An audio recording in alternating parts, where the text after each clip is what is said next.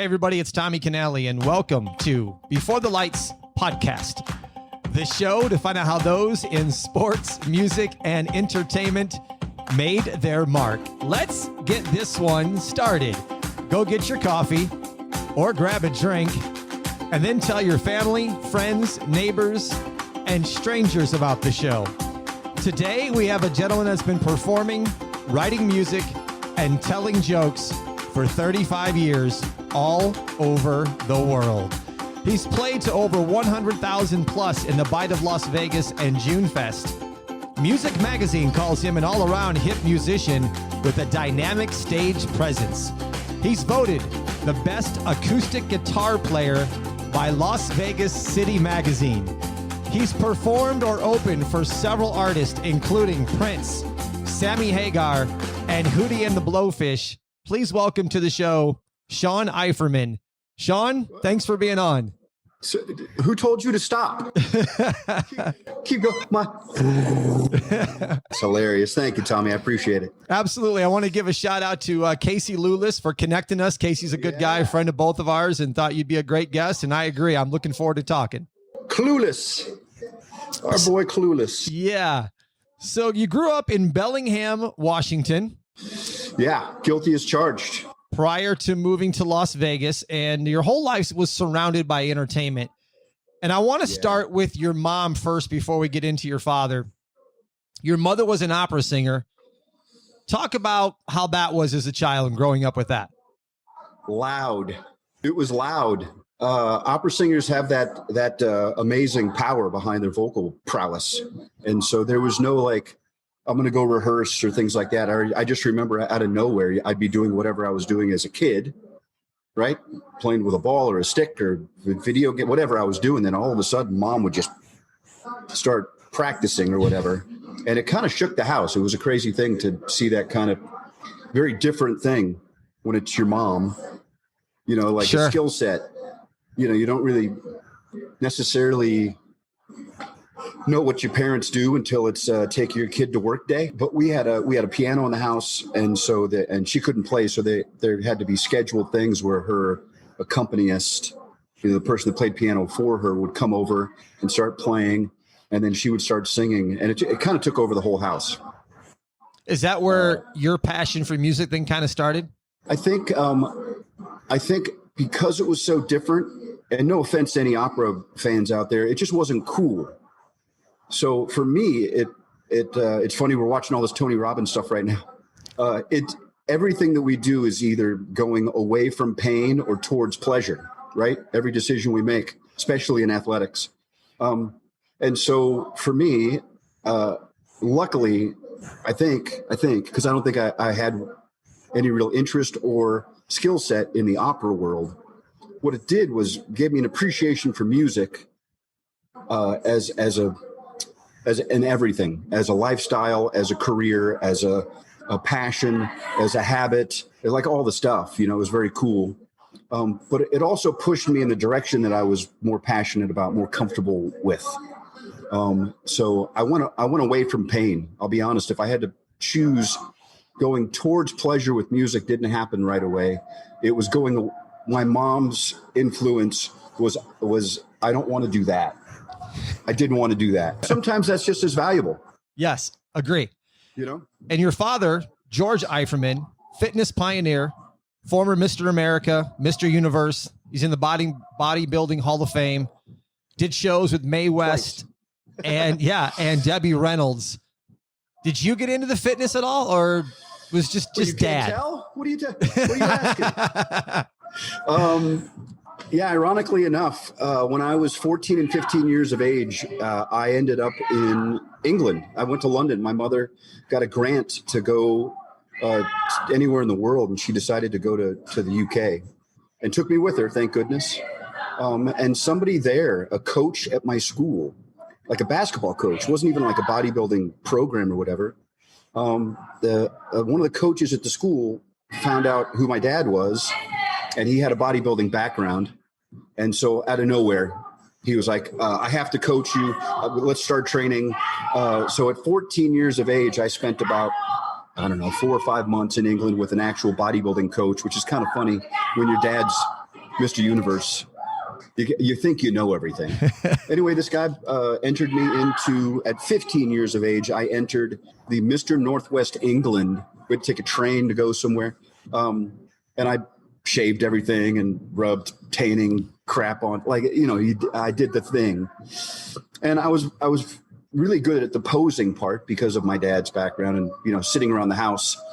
Mom's trying to teach you how to sing and dad's telling you how to pose. That happened a lot. So you had the two combined. Yeah. And so out of nowhere, and I'll try and make this quick, but it was an interesting pivot. It was a definite aha moment for me in my life when it comes to that question. Because you want to follow in your dad's footsteps in a lot of ways, unless it's pain.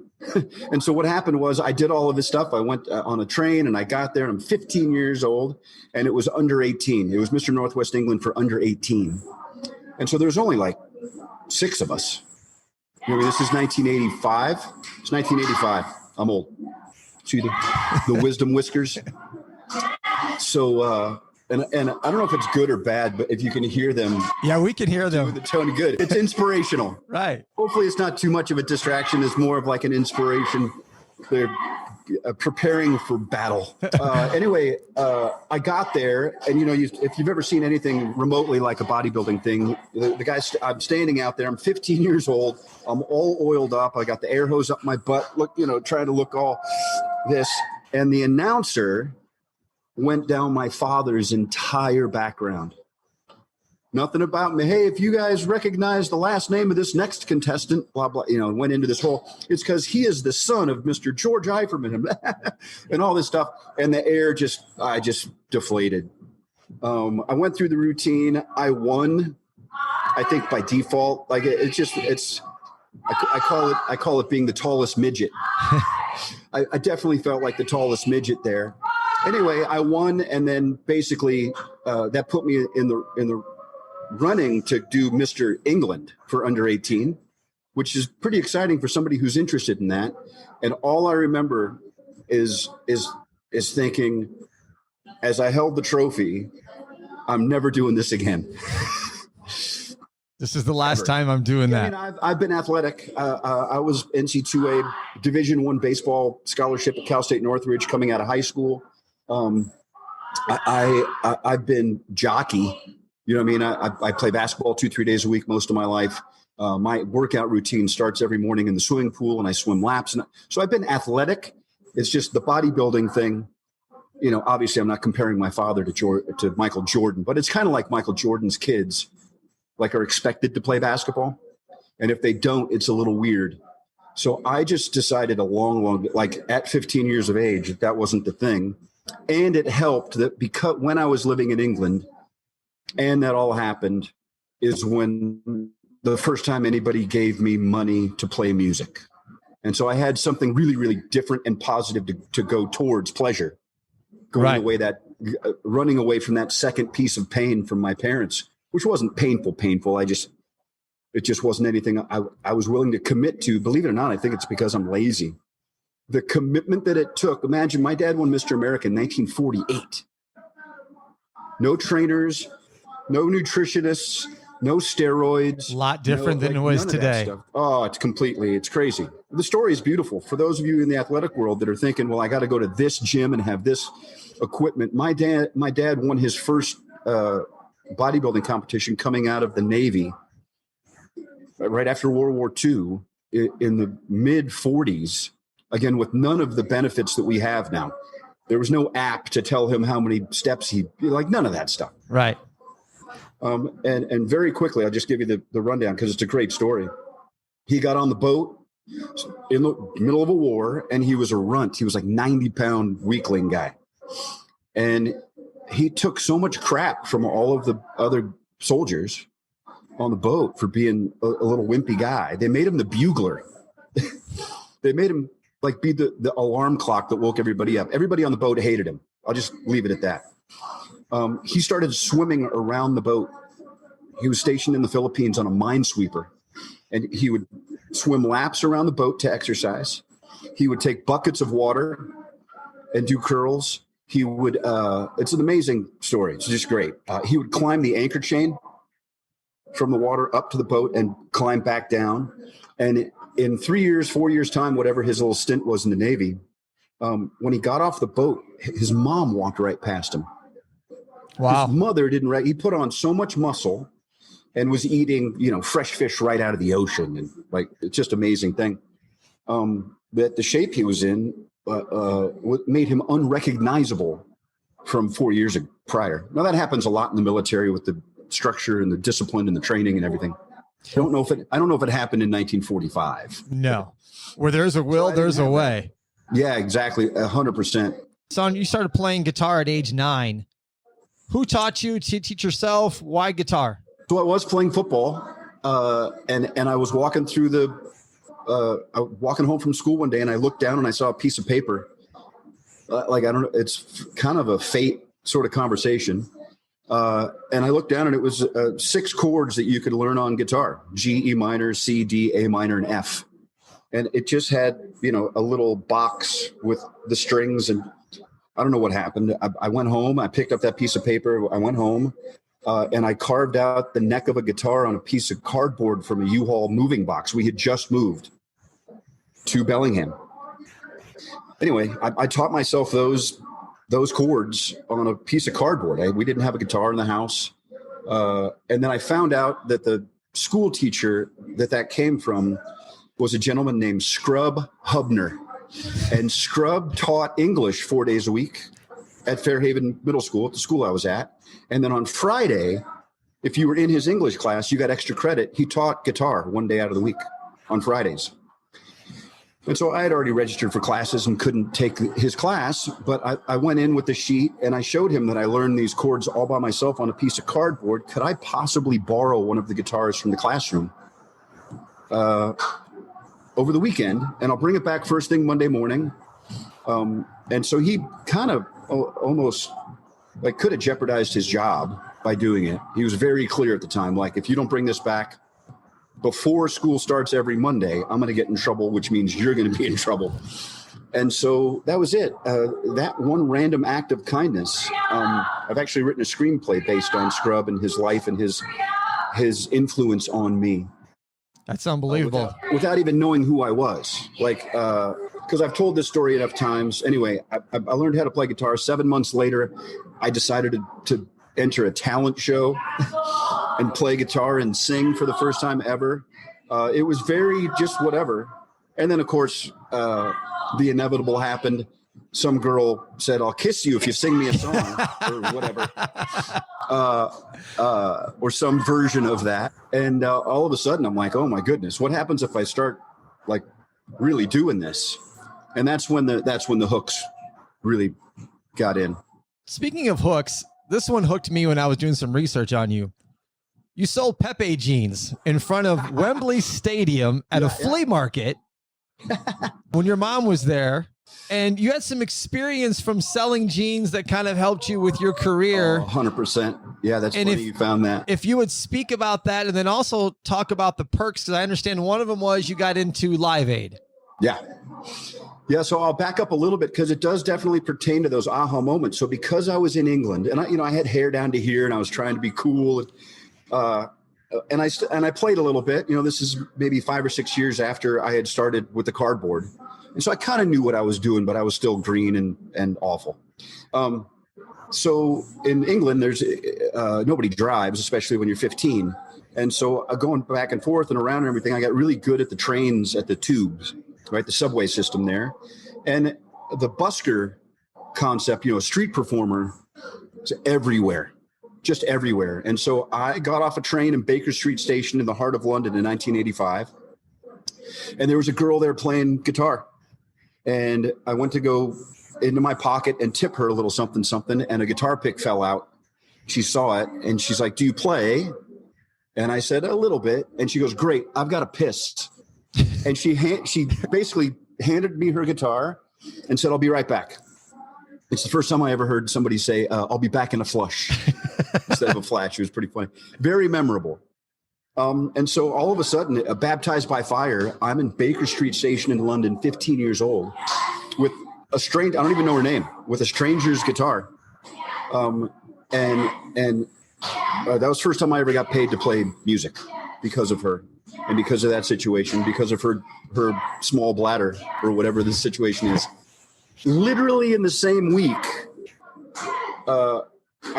something happened at the universe that told me, well, you're here now, you should start making some money. And so out of nowhere, I started playing probably 3 days a week with that young lady at Baker Street Station. And then the opportunity arose to get a job. I met somebody somewhere, I can't remember that part of the story, but who had a booth at Wembley Stadium, which on the weekends, Wembley Market was in the 80s the largest flea market on earth. And so on the weekends, for, 8-10 hours, I would get there early, help set up the tent, fold all the jeans, and I've sold Pepe Jeans at Wembley Market. That gave me a pass, like a laminate, like a backstage sort of thing that hung on my neck to get in on the weekends. That was basically a staff pass for Wembley Stadium. That allowed me employee perks, so I could go to soccer matches, concerts, whatever happened at Wembley, I now had access to for employee prices if you had to pay. A lot of the times I didn't. And so out of nowhere, in the midst of all those conversations and what I could go see there, Wembley books Live Aid. And of course, I've already got a passion for music. I know every band that's playing. I find out the biggest thing at the moment was I heard that Sting was going to do a solo performance. And I'm like, all right, well, I've seen Duran Duran, but like, I'm a fan of all this stuff, and it's going to be really cool. But Sting is just going to get up there with a guitar and a microphone in front of whatever that was, 80,000 people. Yeah. So that's worth $5, right? £5, £5, whatever. It cost me $5.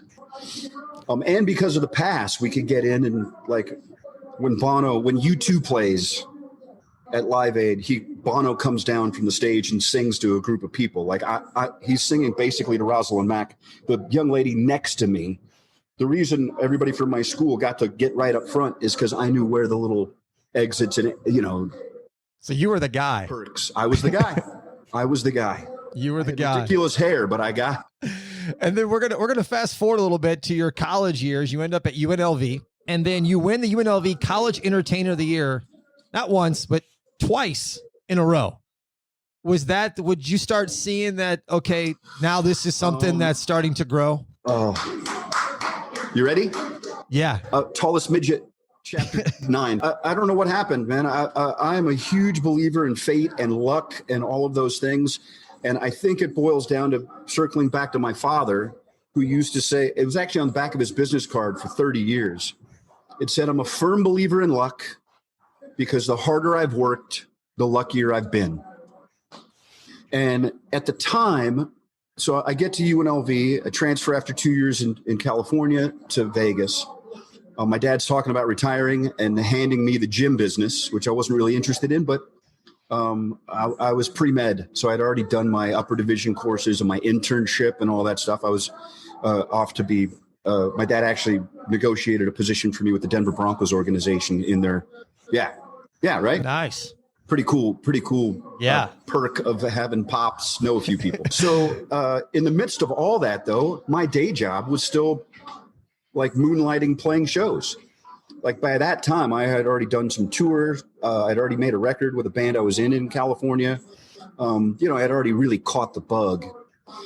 And then out of nowhere, somebody here in town saw me play. His name is Tommy Rocker. Oh. I don't think that's his birth name. No.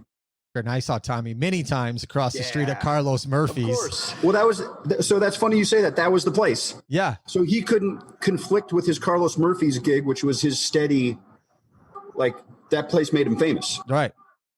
But there were some other places. And so one of those places that opened, like in the midst of those, like 1990, I'm going to say 1990, was a place called the Rebel Pub and Grub. Hmm? You're familiar? Yes. Been there. There you go. So I ended up, Tommy gives me a recommendation, and he goes, it's a brand new cool place. It's right across from Thomas and Mack. So when UNLV wins a basketball game, which they did every time, he's like, the place is going to turn into a party. It's going to be really, really cool, and you should do it. And here's the owner. and the owner was this guy named CJ. I don't know if you know this about the Rebel Pub and Grub, but he was for the first two Friday the 13th Jason slasher murder movies. He was the actor in The Mask. Wow. And he took his money and he moved to Vegas and he opened up the Rebel Pub and Grub. That's cool. Crazy, right? So I played there every Thursday night for 7 years. And when Tommy couldn't do Carlos Murphy's, I took his spot, weekend spots at Carlos Murphy's in the early 90s. And then that led to getting booked on campus for fraternity parties, for actual UNLV based, like they would hire me for alumni association parties and things like that. Anyway, I ended up maybe 3 years into that thing. UNLV won the national title and arguably had the best college basketball team ever. I could sing the alphabet, and people were like, "That's the best alphabet ever. Having the best." Somebody come over here and touch my wiener. Like, it was that kind of thing. And so those accolades, Entertainer of the Year, I'm not trying to sound humble or discredit or demean that. I mean, it meant a lot for my career, for my confidence in what I was doing. But it really was timing and location. For sure. And in the right time with that way the Rebels were playing. Yeah. But I will add, like I was saying about my dad's business card and whatnot, I will say this. For some reason, I'm either, you know what, if I really think about it, it's because of baseball. The structure and the discipline that I got out of baseball took me out of the mindset of being a musician and somehow put me in the mindset of being in the music business. I started writing material. I started writing songs during that window of time as well, and ended up having a bunch of stuff placed in TV and film and stuff like that. Fantastic. Mailbox money. Right. And all of it, I think, boiled down to a shift that happened when those things happened. It took a mentor. I had to have somebody like Tommy say, "Look, don't screw this up. Show up on time.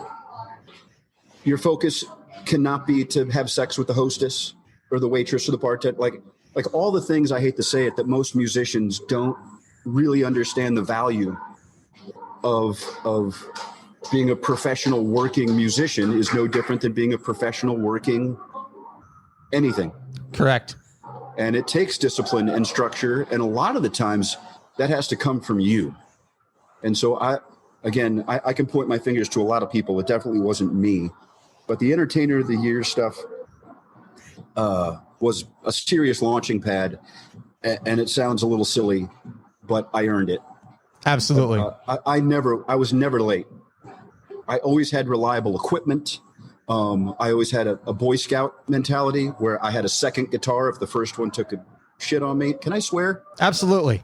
That just popped out. No, you can. You can. It's not a problem. Saying that there might be people listening from Utah that get easily offended. I probably saw you play and we didn't even know each other then. I mean, I was always around that area at that time.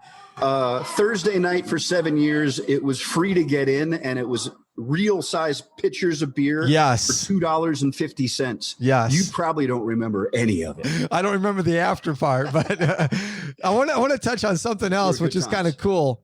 In 94, you won the Battle of the Bands competition by yourself versus 11 full piece bands.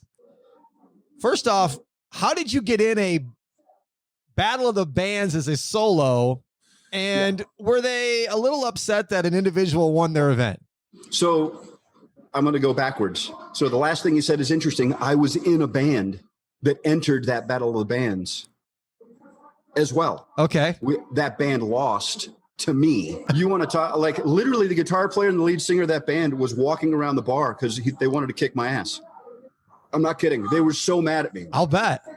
But I didn't enter myself or the band into that thing. I didn't really know about it. It was at the sports pub. It took place at the sports pub. So somebody entered, it's a submission thing. Okay. Somebody in the band entered the band into it, which I thought was one of the better bands I'd ever been in. And I thought we had a really good chance to do a lot, not just win a battle. There was a lot of potential of that band. And then the solo thing came because my little nickname or whatever was the one man rock and roll show. And so whatever, that meant to the people that were putting this thing on or whatever, they thought it might be cool. I was the only one. I was the only solo guy doing anything like that. And it's funny that you ask, because the story that I told 10 minutes ago about Sting was probably a bit of a catalyst for that whole mindset. Yeah, like now people, it's amazing to see somebody like Ed Sheeran. 3 years ago, I think he hit the largest grossing tour revenue in history with a microphone and an acoustic guitar. And so you think about some people that could pull that off back in the day. Bob Dylan was obviously famously, solo acoustic guitar guy, or Jewel, or some household names. Ed Sheeran out of nowhere, does this. And all I could think of was, well, I saw Sting do it in '85. It's not a big deal. I can do it. I mean, but you gotta, you have to do one thing that I don't know if anybody's really aware of until they program it. And that is, you got to make it about them. Right. And so Tommy did it better than most back in the day. Tommy Rocker had an extra microphone, and to get up and sing with Tommy Rocker at a Tommy Rocker show was a game changer. It was everything. Yeah. And so I think part of that, what happened was I was a songwriter at the time that I won that Battle of the Bands, and I did mostly original stuff. But what really made it different, as far as just the number of people on stage here versus the number of people here, was that this guy over here was actually pulling. For 4.5 minutes of one of the songs, I pulled 400 people onto the stage with me. Kind of game changer. Yeah. Mic drop. And yeah. And it became an unfair fight. Mm-hmm. None of the bands got the crowds involved. It was just, hey, you're welcome. I'm going to share my talent with you now. Sort of ego. And again, I don't know what happened. I don't know if anybody ever really coached me on that one thing, but it became my mantra, which is make it about them. Yeah. I'm just a dude. There's a million guys that play guitar great, sing great, look this way and do that, blah, blah, blah, blah. Until it becomes a collective thing, you're really just rehearsing. Once you bring an audience in, that changes everything. 100%. It really does.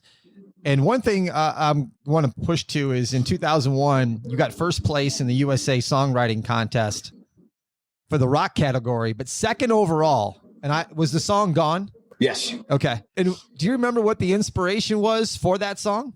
Oh, yeah. I got pulled over by a police officer because of it, or stopped or whatever, or what's the word? I got to have a conversation with a police officer because of it. So a friend of mine here in Vegas, who's a fantastic singer-songwriter in her own right, had a moment of clarity with her mother. Her mom was in rehab for drugs and alcohol, and somehow hid everything from her family up until all of a sudden she got sick. And then as soon as she got sick, she had to go into a hospital for the drugs and alcohol. And then she was gone.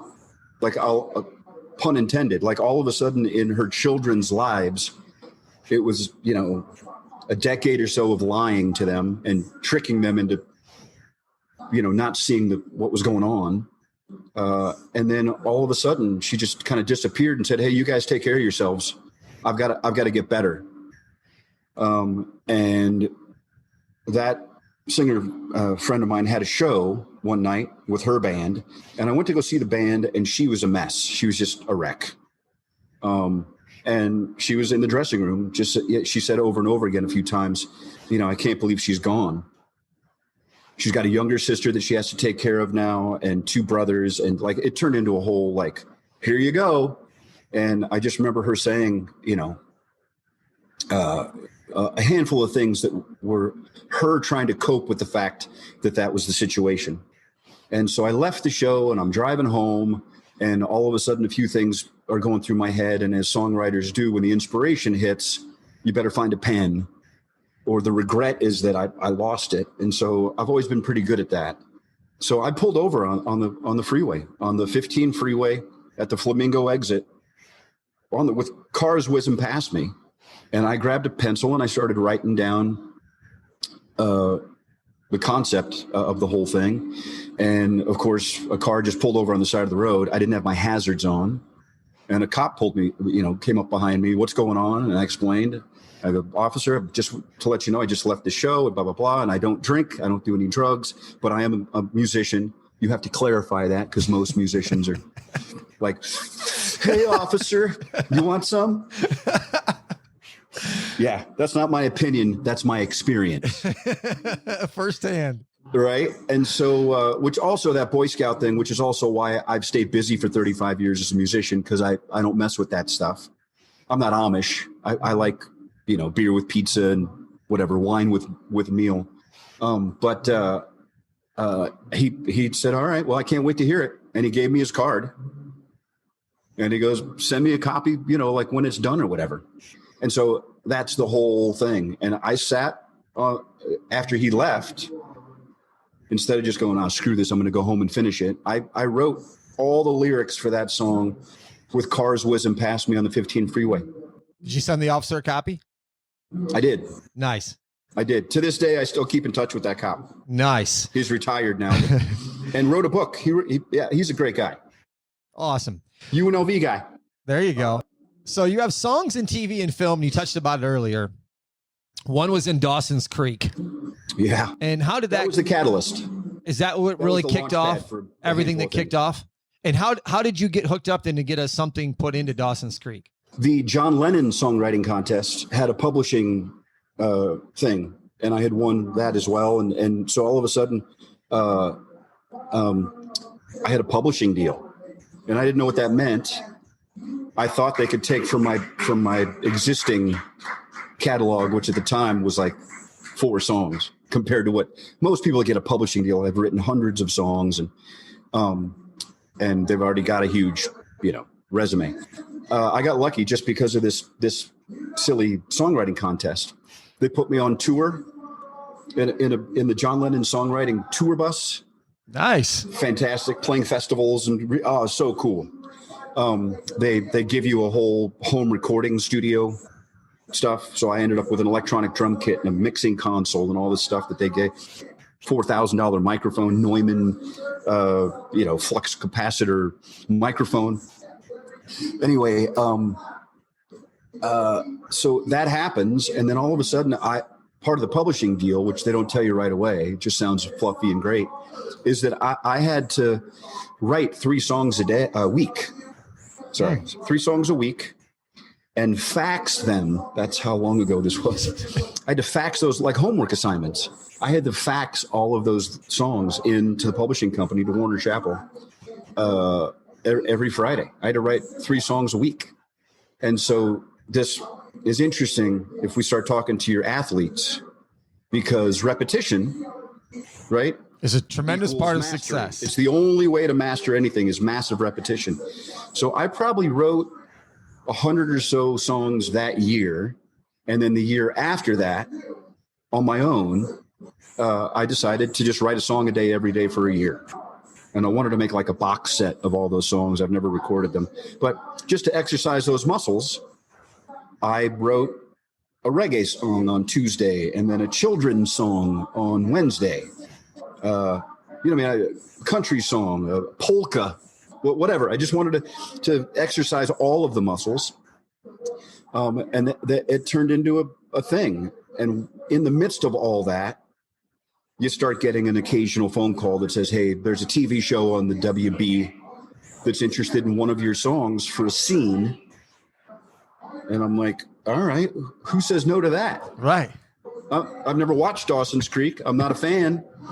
But again, did you just say you're going to send me a check? More mailbox money.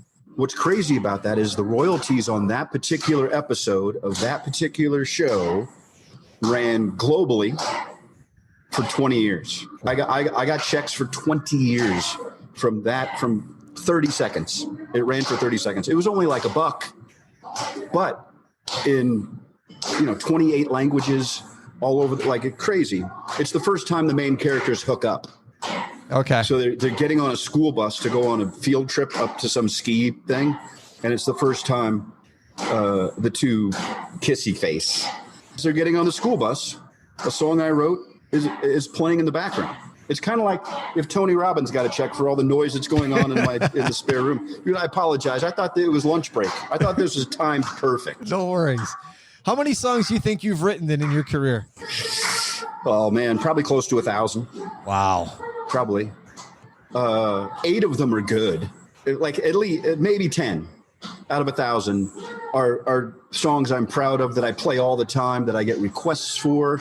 I heard a great interview with Johnny Resnick from the Goo Goo Dolls about writer's block. And his band got really mad at him at some point in time because he was the main songwriter. And he wasn't handing songs to the band to record and stuff. And they're like, well, we'll start writing songs if we just need material. And Resnick goes, I write 2 or 3 songs a week. They just all suck. Like, it's not hard to write a song. Tommy, you and I could write a song right now. In 5 minutes, you and I could write. I've done it. I've done improv writing sessions for Song Division. There's companies that do that. They've turned into, every once in a while, something where the company that hired me to do it is using it for their international theme song, right? This company, Appreciation Financial, did that. One team, one dream. I'll never forget it because I never set up a royalty. So I got paid once, and they've been using it forever. That's the business. Epstein's mother. Yeah. When did that form? That was the band after that Battle of the Bands band kicked me out for beating them in the Battle of the Bands. No, I had been writing more material and needed to put a band together that was more mine, that I could frame in a way where the band that I was in before, I actually just played bass in that band and co-wrote a couple of tunes. I was by far the least talented guy on that band, by far. Those guys were amazing. And so that led me to believe that I needed to, much like in sports, you got to surround yourself with people that are better, right? The best basketball I've ever played is I walked onto a court with 9 ex-Globetrotters. Never forget it. You want to step up your game? Don't make you step up your game. You either step up or get out. Right. Yeah, Warren Rosegreen. You remember Warren? Absolutely. So Warren, buddy of mine through basketball and some business endeavors and whatnot, and out of nowhere, I walk in the gym. Sorry, this is a better story than the other one, but I'll do both.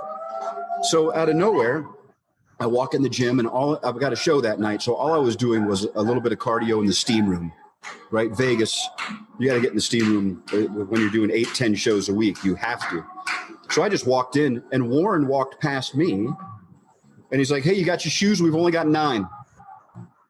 And I go, I always have my shoes. I run to the car, grab my shoes, walk into the gym at 24 Hour Fitness in Silverado Ranch, and it's Warren Rosegreen and 8 guys that are in town for a Harlem Globetrotters reunion thing of the decades. So literally like a 60-something-year-old Globetrotter, still with like 6% body fat, and jumps out of the gym, by the way. Literally as I walk in the gym, throws himself an alley-oop off the side backboard, bounces once, grabs it, takes it with his left hand and dunks it. And I went, I may have grabbed the wrong shoes, guys. I'll be right back. You should have said you still have 9. Wait, yeah. Wait, let me go recruit somebody from the... Anyway, I sucked it up. I strapped on my shoes, and I went out, and easily the best basketball I've ever played. Like, I got out of this and just played out of joy. For the first... the only reason I did well in baseball is because I had a coach in 9th grade drive me crazy. Like, he'd move me all over the lineup, and he just, whatever he could do to irritate me. And at the end of the season, out of nowhere, I lettered as a freshman. Right? My on-base percentage was the whole reason. Not my attitude, apparently. Because what he did was he found out that I play better when I'm pissed. Baseball. I hit a little harder. I'm a little more aggressive, a little more hustle, a little more focus, whatever. When I was just out there like having fun, not so much. Yeah. And so he goes, I apologize. It may have been a challenging year for you, but I had to keep poking you and figuring out ways to get you pissed off, especially for bigger games. I use the same technique as a former coach. You know, if I could get some guys and I could make them mad and piss them off, they'd play tremendously. Yeah. You know, motivation comes from a lot of different angles, doesn't it? Yeah. Sometimes I had to bring mom in the picture and, you know, talk about how bad their mom was upset with them, but it worked. And that's a whole nother podcast we can get into. But jumping back to Epstein's mother. Yeah. I understand that there was a time where they wanted you in Myrtle Beach to open for Black Crowes, and you had some things going on with your life, and they basically said, take it or leave it. And you said, hey, I'm not coming. Oh yeah. I thought, oh no, the Black Crowes, Epstein's mother did a show or two with Black Crowes. Okay. They were both, the one man, it's a little bit of a blur, believe it or not. It's funny when you're always the bridesmaid. Like I never had the major label deal. It's always been opening for national acts and sharing the stage with these people. It's been fantastic. I have zero complaints. But it becomes a little bit of a blur sometimes. So the Black Crowes, there were a couple of instances. My favorite was at Stubbs Barbecue. That's what it was. It was an amphitheater deal. We did a show, Epstein's mother, the Black Crowes, and the Cult at Stubbs Barbecue in Austin, Texas. This really cool backyard amphitheater set.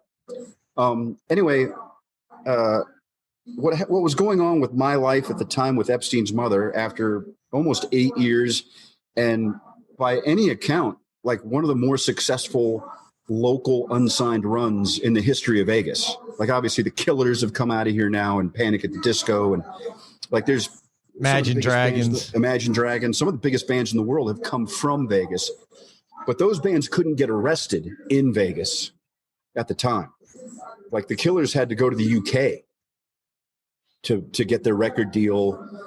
Lead singer actually pretended to have an English accent for the first 6 months that band was a band outside of Vegas.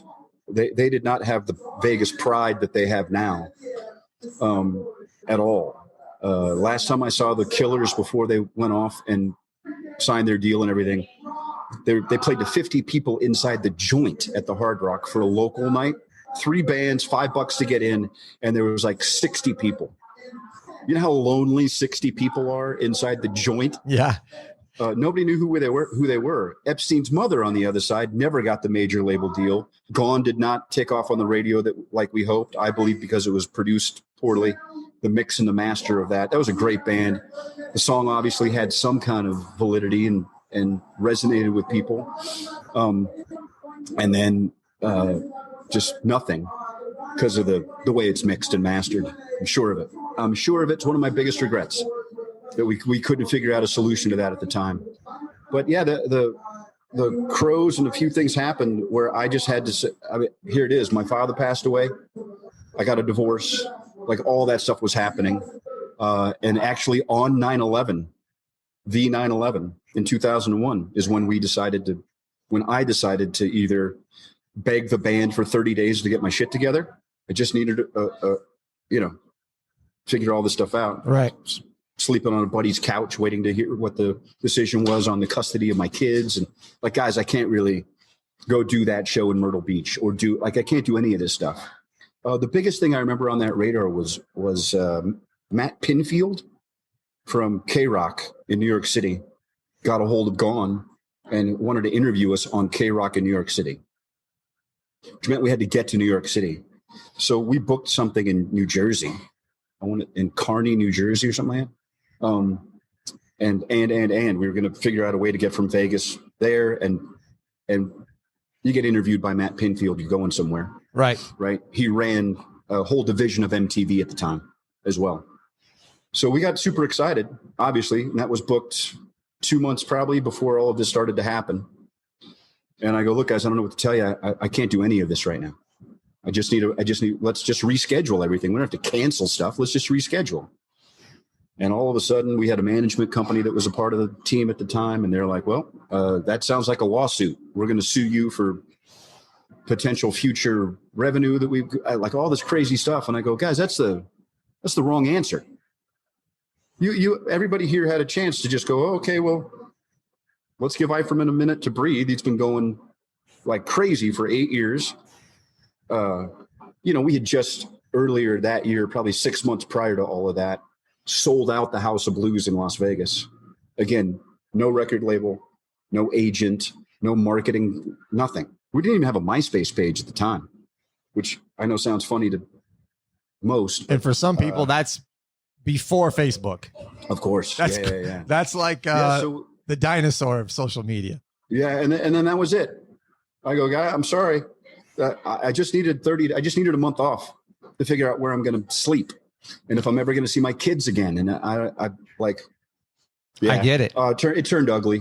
The band, because it was in September, we had, end of the last quarter of a handful of things that we had to honor after the 30 days. Ended up with like a sub drummer going to Lubbock, Texas for a show, like different things. All of that usually ends badly. We've all seen the documentary on any and every band there is. It wasn't big hugs and high fives. Couple more things before we go. One is moving up current with all the COVID pandemic. You had some pandemic shows that you called the Vegas show. You performed them in your bathroom twice a day for a month. You raised, to date, I just looked at it the other day, over $10,000. Yeah. And you gave all those proceeds to out-of-work musicians, didn't take a dime. How long were you doing each one of these shows, and can people still donate? Because if so, I'm going to put a link in the show notes. Oh, very cool. Yeah, absolutely. Okay. So that goes to a GoFundMe page that I believe is still active. We did it. The $10,000 amount was the goal. Okay. I just wanted to see if we could do it. So the Shawn and the John concert series started. We have a logo and the whole 9 yards. Look, it just boiled down to if I'm going to look, when all of it hit, my wife and I had 7 revenue streams going on. And then, we're not Bill Gates, but I mean, the average musician books a show, plays the show, gets paid for the show, and has to book another show or they're screwed. So we found ourselves in an interesting position where, yes, 4 days into the lockdown, all 7 revenue streams went away for us as well. But we had a nest egg. We were in a different position than most of the people I knew, because in those 4 days, while everything was crumbling for us, it only took 4 days for everybody I knew in town to start freaking out. Like all my musician friends, 35 years here for the most part. I've got a decent Rolodex of working professional musicians that were all of a sudden like, what do we do? And it wasn't my idea, by the way. A gentleman named Shawn Brady up in Canada, I believe in Toronto, has the #1 U2 tribute band in the country up there. They sell out like 2,500, 3,000 seat venues for a U2 tribute band. He's fantastic. They're so good. Anyway, he's got the killer day job. He's in the medical profession, makes mid 6 figures, and does this U2 thing on the side. And so out of nowhere, he did day 3 of those 4 days. I saw him do this thing from his basement, and he was picking a musician to sponsor for his show. And I went, well, success leaves clues. That's really great. I'm going to do what Shawn did up in Canada. And the next day, I just randomly picked a musician in town. And then that musician was the benefactor of that first show. And then I asked him to recommend the next musician. And it just rippled. To me, the best part of the whole thing was, I'd say out of the 30 musicians that we paid $335 to, or whatever it was, about 8 of them I've never met before because they were recommended by the musician before, right? We've all given to charity and we've all done benefit work and all that stuff, right? Philanthropy and charitable stuff has got to be part of the equation, or you're part of the problem. So in doing all of that, I don't know that I've ever really seen firsthand. I mean, I sent $335 which is not $1 billion, to a stranger who at the time did not know they were nominated, didn't know that I was doing this. That's cool.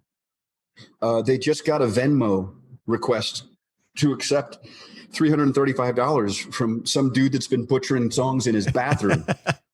That's awesome. And I'm telling you, in that little window of time, imagine like 6 weeks into the pandemic, somebody you don't know just sends you $335. So they were crying. Anything I can do to help, all that stuff has just been so fantastic. And so it took about 5 weeks. We raised the $10,000. We paid everybody out. And then I kind of wanted to pass the torch. I hate to sound like I'm constantly ripping on musicians, but I was amazed that in 5 weeks that wasn't duplicated. I think the shock of everything kept people from thinking about outward stuff. And they were all like, what am I going to do? How am I going to survive this? I don't have any shows.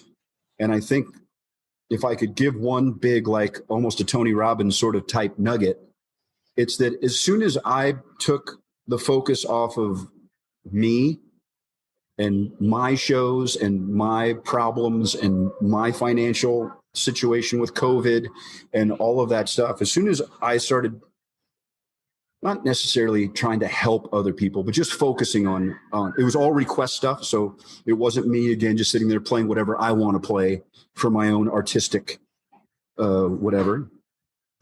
It was all request about them, made it about the people that took the time to come on the show and watch me in my bathroom, which is a couple levels lower than what we're all used to.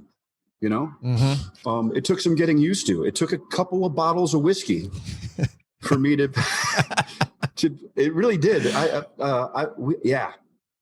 That's cool. So much so that people know that I'm not a drinker, that people we had 2 different people show up with booze at my house, just knock on the door randomly at like 11:40 for the 12 noon.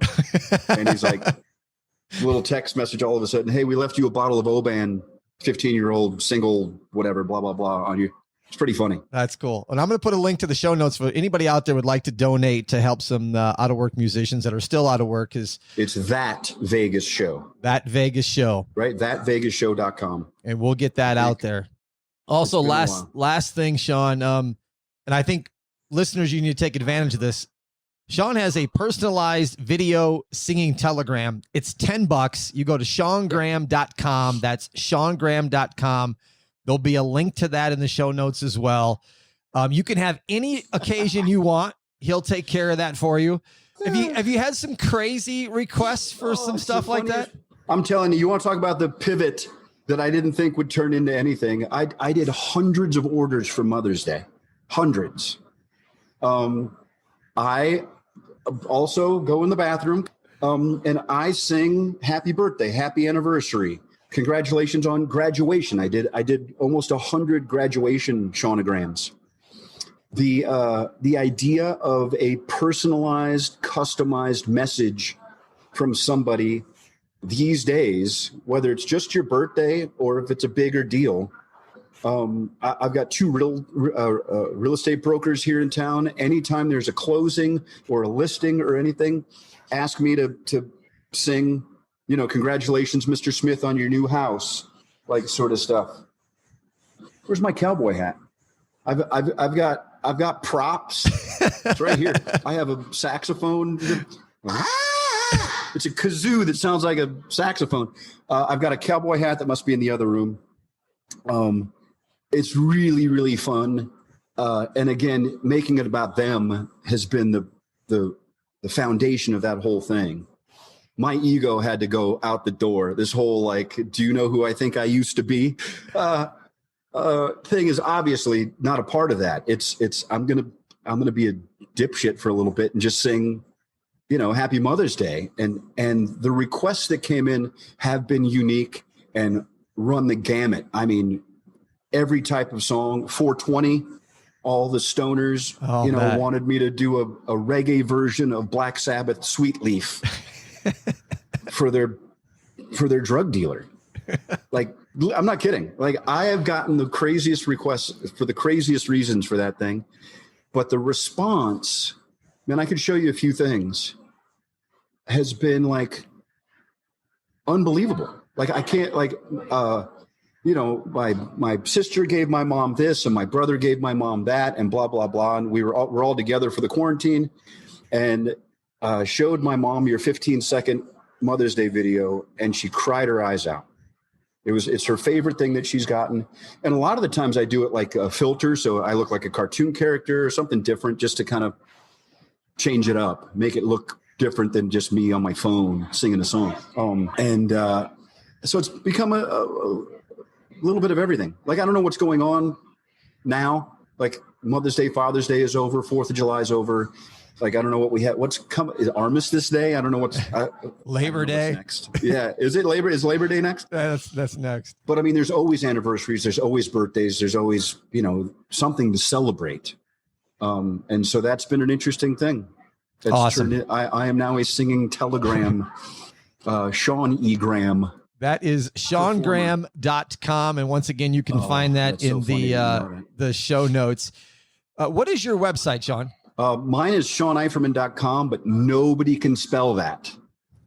They can't. Nobody. It's either S-E-A-N. Eiferman. I'll spell it for everybody. It's E-I-F-E-R-M-A-N. But wait, you can also get there by simply going to That Vegas. Oh, That Vegas Guitar Guy. VegasGuitarGuy.com. That Vegas Guitar Guy. You can spell that one .com. Yeah. Those that I've done here is why I know people can't spell or remember my name. Tommy Rocker, brilliant, right? Brilliant. Yeah. So people would come back into town for a business trip or whatever, and they're like, "Hey, man, we saw you at Cabo Wabo over at Sammy Hagar's place 2 years ago, and we've been wanting to come back, and we couldn't figure out who that Vegas Guitar Guy was that we saw last time." And so that's one person said it, and then 2 weeks would go by, and somebody else was like, "Hey, you're that Vegas Guitar Guy we saw last time we were in town." Website. Yeah, and then all of a sudden I'm like, all right, maybe I got a nickname now. Do you play golf? Doesn't work. I play golf. I'm not a golfer. I have a baseball swing. That's okay. I can't get rid of it, man. But that Pete Rose, Rod Carew quick thing is That's all right. I'm going to invite you out to Reflection Bay Golf Club. You're going to be my guest out there. It's located in the heart of beautiful Lake Las Vegas. For our listeners, go to reflectionbaygolf.com. That's reflectionbaygolf.com. It's one of the top 100 courses that the public can play. It's a Jack Nicklaus signature design that played host to the Wendy's 3-Tour Challenge from 1998 to 2007. We'll get together. I'll take you out there. You'll be my guest. Done. Twist my arm. Who says no to that? I'm in. I appreciate you being on the show, man. I really do. Thanks, Tommy. I appreciate what you're doing. I think all of this is good. All of it. Yeah, thank you. For those of you that want to contact me, go to my website, beforethelightspod.com. You can click on the contact us. You can send me an email, and I promise you I will respond. For show notes, go to the website, click on episodes. You can get them there, and follow us on Instagram at Before the Lights Podcast. Thank you for listening to Before the Lights. I'm Tommy Canale. Until next time, a salute, a chin chin. Ooh.